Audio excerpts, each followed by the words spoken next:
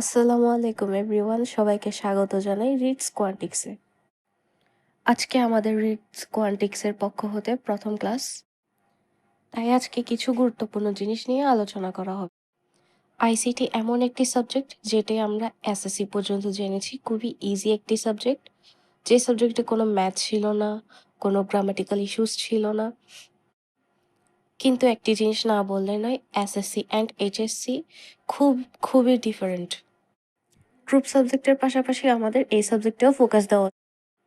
ICT বুক অনেকেই অনেক রকমের পাবলিকেশন থেকে নিয়ে থাকে, বাট আমি সাজেস্ট করব তোমাদেরকে তোমরা মুজিবুর রহমান স্যারের পাবলিকেশনটি ফলো করো।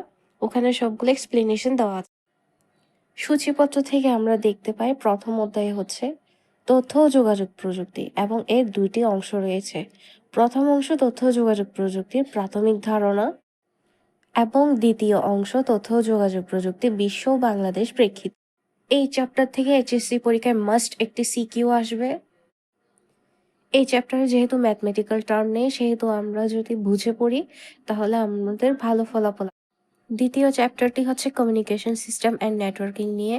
এটিতে সাধারণত আমরা কম্পিউটার সিস্টেম এবং নেটওয়ার্কিং যেমন wifi, router, LAN one network topology সম্পর্কে কথা।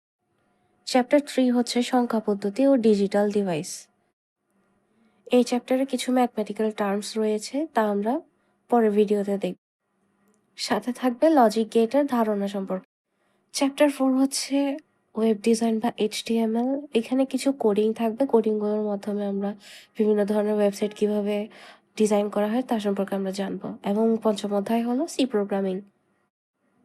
এটি মূলত কম্পিউটারের একটি ল্যাঙ্গুয়েজ।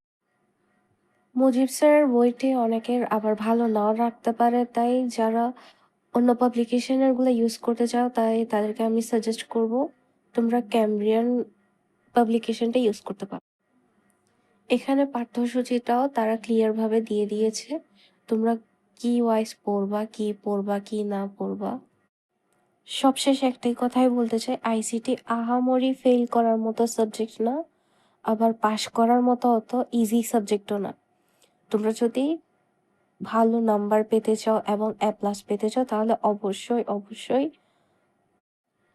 গ্রুপ সাবজেক্টের পাশাপাশি আইসিটিটা প্র্যাকটিসে রাখবা। আইসিটি ছিল আগে আমাদের মুখস্থের বিষয়, কিন্তু এখন মুখস্থ বিদ্যার সাথে সাথে প্র্যাকটিসেরও দরকার আছে। কারণ আমরা অধ্যায় 1 বা অধ্যায় 2 সম্পূর্ণভাবে মুখস্থ করলেও অধ্যায় 3 হচ্ছে ম্যাথমেটিক্যাল টার্ম। ওখানে আমরা দেখব বাইনারি, ডেসিমেল, হেক্সাডেসিমেল ইত্যাদি ম্যাথমেটিক্যাল টার্ম।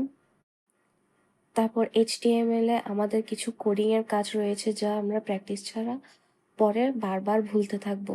এবং সি প্রোগ্রামিং বা সি ল্যাঙ্গুয়েজ যেটি রয়েছে ওটি কম্পিউটারের একটি ল্যাঙ্গুয়েজ।